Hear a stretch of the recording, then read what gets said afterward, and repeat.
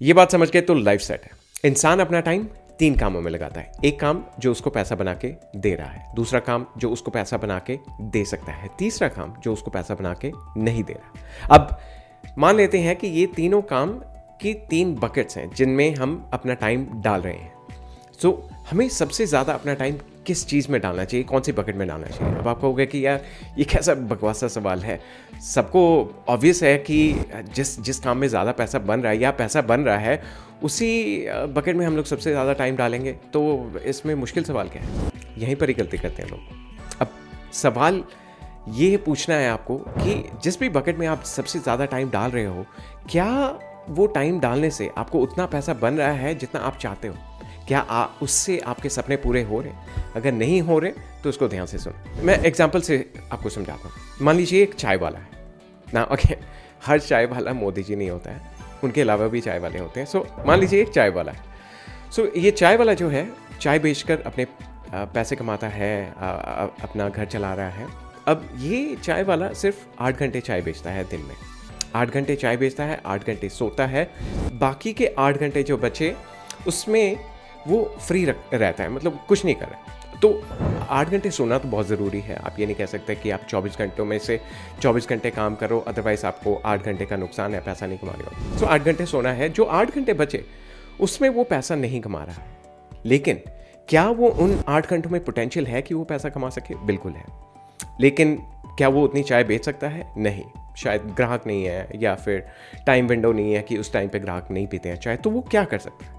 सो अगर उसको उतना पैसा नहीं बन रहा है, सो वो आ जाएगा दूसरी बकेट में, जहाँ पर कि जो बकेट कहती है कि आप इससे पैसा बना सकते हो, ये वहाँ पर टाइम लगाओ। सो उस बकेट में टाइम लगाना है, हमने डालना है टाइम।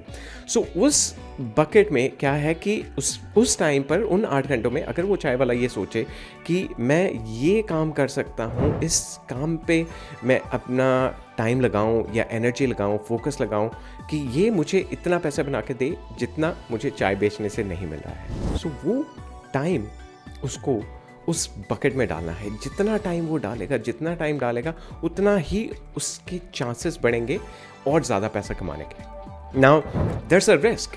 हर आइडिया, हर बिजनेस आइडिया सक्सेसफुल नहीं होता है, लेकिन हाँ, over a period of time अगर वो टाइम डालता जाए तो हो सकता है कि 1 नहीं तो 2 नहीं तो 3 नहीं तो शायद 10वां आइडिया काम कर जाए और वो उसको उतना पैसा बना दे जितना उसने सोचा भी नहीं होगा और जितना वो चाय बेचने से नहीं बनाता है। So that's the second bucket. Now third bucket, is that important कि हम लोग जो टाइम है उसमें थर्ड बकेट में हम टाइम लगा रहे हैं, टाइम डाल रहे हैं, लेकिन हमें कुछ रिटर्न में कुछ नहीं मिल रहा, कोई पैसा नहीं मिल रहा है, तो क्या हमें उस बकेट में पानी नहीं, टाइम डालना चाहिए या नहीं डालना चाहिए? It is very important to understand. देखिए, टाइम ऑफ बहुत ज़रूरी है। हर इंसान, बिल गेट्स भी टाइम ऑफ लेते हैं बुक्स पढ़ने के लिए, 2 हफ्ते का टाइम ऑफ लेते हैं वो बुक्स पढ़ने के लिए, अपने माइंड को थोड़ा सा लाइट करने के लिए। सो वेकेशन टाइम, फैमिली टाइम, ये सब टाइम ज़रूरी है। आपको भी बर्नआउट हो सकता है अगर आप रेगुलरली काम कर रहे हो। So it is very important. सो उस बकेट में टाइम डालना बहुत ज़रूरी है। You have to entertain yourself, you have to get fresh air sometimes. Break लेना बहुत ज़रूरी है, काम से ब्रेक लेना। So it is very important. लेकिन उसमें से भी आप कभी कभी क्या हो जाता है कि हम लोग उसमें ज़्यादा टाइम लगा देते हैं।